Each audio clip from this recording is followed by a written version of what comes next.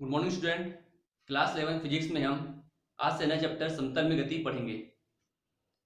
आज का हमारा टॉपिक है प्रक्षेप गति। प्रक्षेप का सिंपल सा मतलब होता है किसी वस्तु को फेंकना।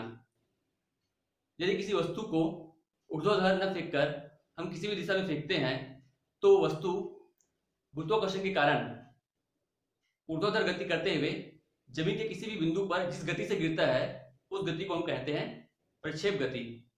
एग्जाम्पल के तौर पर बंदूक की गति, बंदूक से दाई गई गोली की गति, वायुयान के द्वारा जो बम गिराया जाता है उसकी गति, और आपका जब फुटबॉल खेलते हैं और जब किक मारते हैं तो फुटबॉल के द्वारा जो गति जिस पथ पर वह गति करता है वह गति आपका प्रक्षेप गति कहलाता है।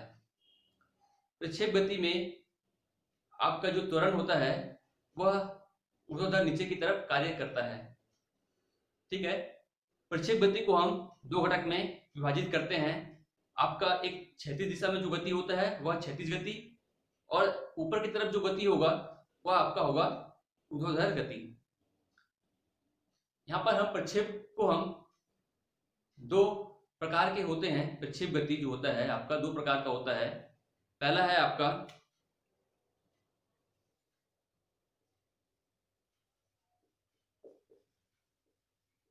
क्षैतिज प्रक्षेप्य और दूसरा है आपका तिर्यक प्रक्षेप। ठीक है, अभी हम पढ़ेंगे क्षैतिज प्रक्षेप। इसमें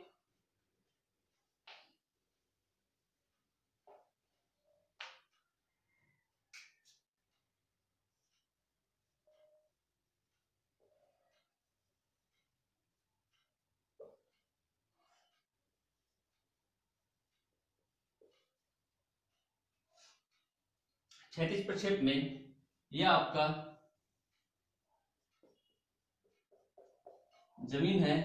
ठीक है, इससे किसी वस्तु है या आपका कोई वस्तु है, वो बिंदु पर कोई वस्तु है या जमीन से आपका h ऊंचाई में स्थित है। मान के चलिए यह कोई वायुयान के द्वारा गिराया गया बम की गति है। ठीक है, तो प्रारंभिक वेग आपका है ux है। ठीक है, प्रारंभिक वेग आपका ux है क्षैतिज दिशा में। तो यह वस्तु इस स्थिति में आपका है दो घटक बनेगा, एक आपका क्षैतिज तल हो गया, यह आपका ऊर्ध्वाधर तल हो गया। यहां से किसी वस्तु को गिराया जाता है तो वह परवलयाकार पथ में गति करते हुए इस पाथ पर गति करते हुए आपका इस बिंदु पर गिरेगा। तो ये आपका हो गया क्षैतिज गति ux हो गया, ये आपका ऊंचाई हो गया। तो t समय में यदि वस्तु द्वारा आपका x डिस्टेंस तय करता है और ऊपर की तरफ हमारा -y डिस्टेंस तय करता है। यदि ये हमारा x हुआ, यदि वो ऊपर की तरफ रहता तो हम क्या लिखते हैं, y लिखते हैं। यदि ये नीचे की तरफ होता तो हम क्या लिखते हैं, -y लिखते हैं। ओके,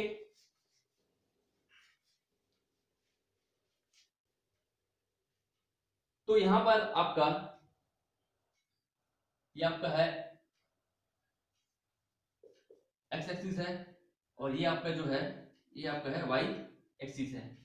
तो यहां पर जमीन से h ऊंचाई पर कोई बिंदु O है, O पर गतिमान वस्तु का प्रारंभिक वेग क्या है आपका ux है। ठीक है, जो कि यहां से गिराया जाने पर हमें परवलयाकार पाथ पे गति करते हुए जमीन के किसी बिंदु पर गिरता है। ये आपका है क्षैतिज प्रक्षेप। तो यहां पर आपका यह हमें दो घटक में विभाजित होगा। पहला है आपका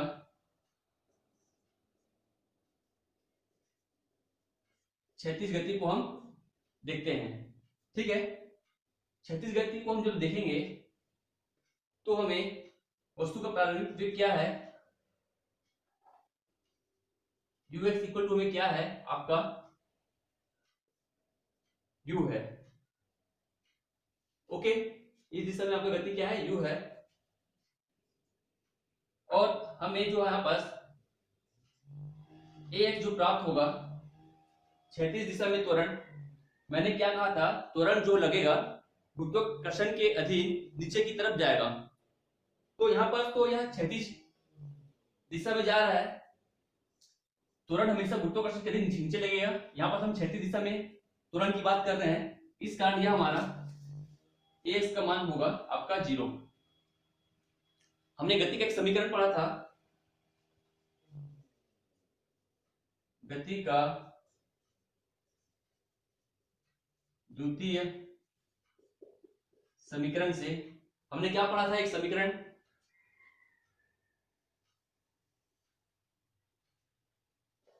s equal to u0 t plus 1/2 a q square पढ़ा था। इसी का ही हमें इस समीकरण के ही हम यूज करेंगे। तो यहां पर हम एक समीकरण प्राप्त करेंगे, s की जगह हम क्या लेंगे, x लेंगे। u0 हमारा क्या है, u है,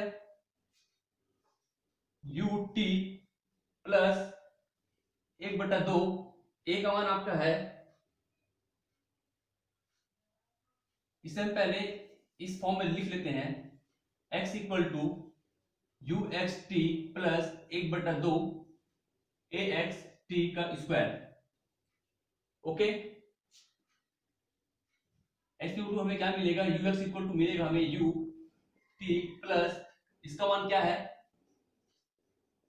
0 t का स्क्वायर।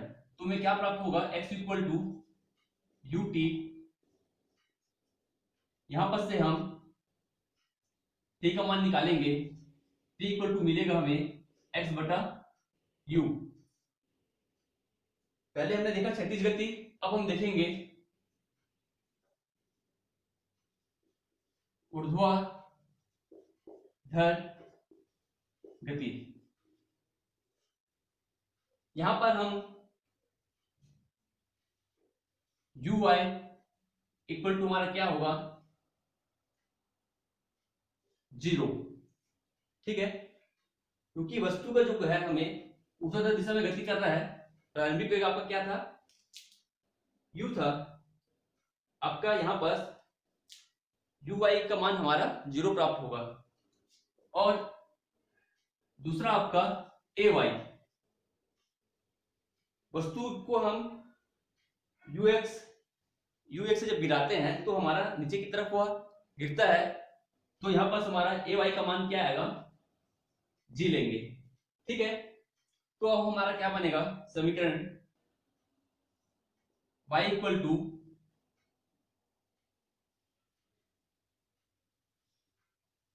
आपका होगा uy t plus 1/2 ay t का स्क्वायर। मान रख दीजिए y इक्वल टू इसका मान तो हमें 0 प्राप्त होगा, प्लस आपका 1/2 ay की जगह हम रखेंगे g,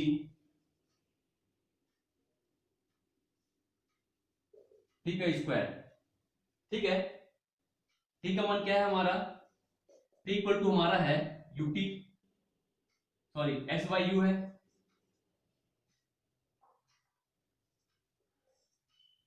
समीकरण 1 दे देते हैं नाम,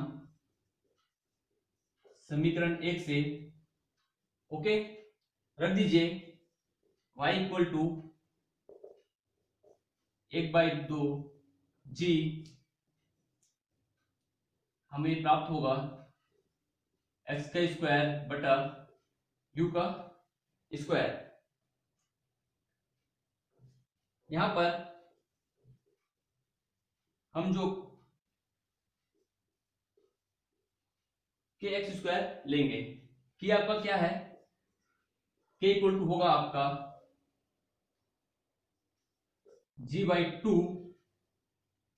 आपका u स्क्वायर। ओके, के हमें g/2u² प्राप्त होगा। के आपको क्या है, के आपका एक नियतांक है।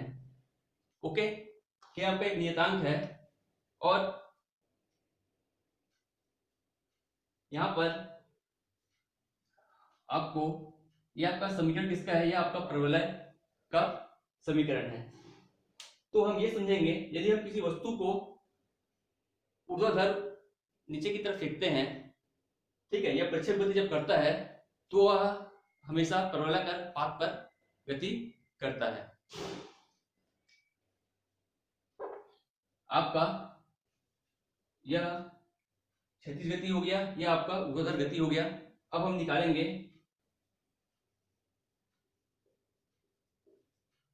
उड्डयन काल। ओके, उड्डयन काल के लिए वस्तु को प्रक्षेप गति करते हुए जितने समय पर यह जमीन पर गिरता है वह समय आपका कहलाता है उड्डयन काल कहलाता है। इसके लिए हम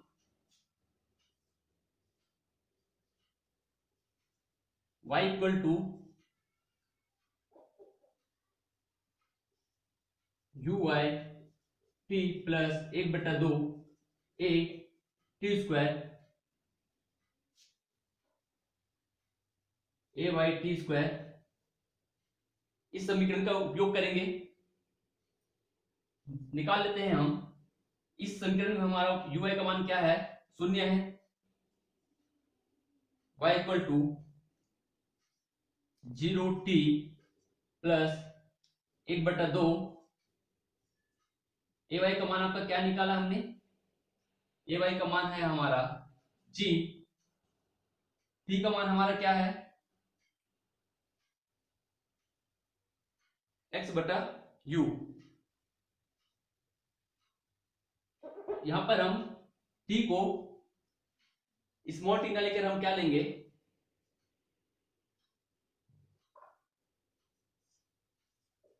t इक्वल टू हमारा होगा कैपिटल T प्राप्त होगा। ठीक है, तो इसे हम लिखेंगे कैपिटल T। निकाल लेते हैं, t² हमें क्या मिलेगा,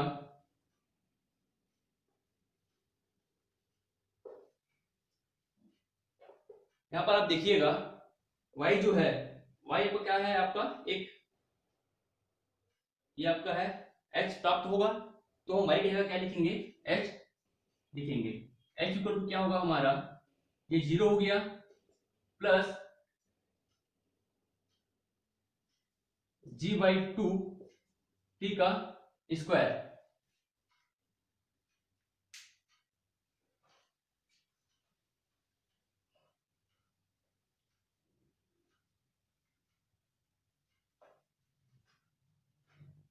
तो हमें t इक्वल टू क्या प्राप्त होगा, t इक्वल टू प्राप्त होगा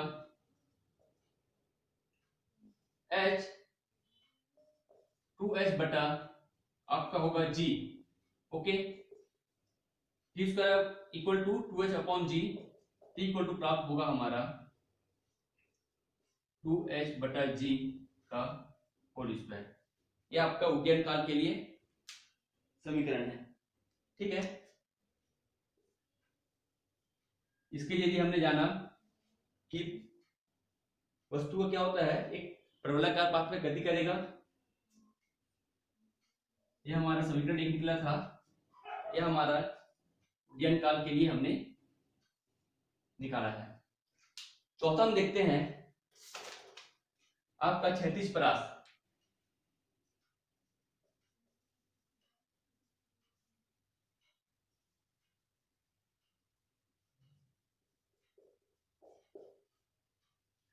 क्षैतिज परास जिसे हम क्या कहते हैं,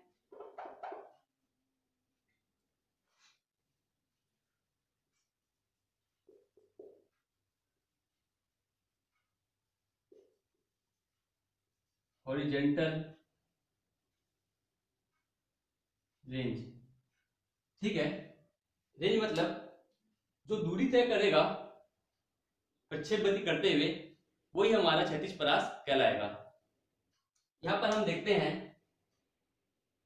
चाल बल क्या होता है हमारा, तय की गई दूरी बटा समय होता है, तो हमारा दूरी क्या निकल जाएगा, दूरी हमारा निकलेगा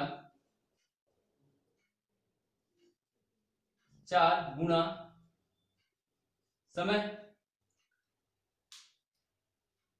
दूरी को हम क्या ले रहे हैं, हॉरिजॉन्टल रेंज ले रहे हैं, आर ले रहे हैं, आर। चाल हमारा क्या है, यू है, समय क्या है हमारा टी, ओके, कैपिटल टी। तो ये हमारा रेंज का R equal to u t formula होगा। इसी को हम अन्य रूप में क्या लिख सकते हैं, आर इक्वल टू यू का यू लिखेंगे, टी की जगह हम क्या रख सकते हैं, टी की जगह हम रख सकते हैं आपका 2h बटा जी।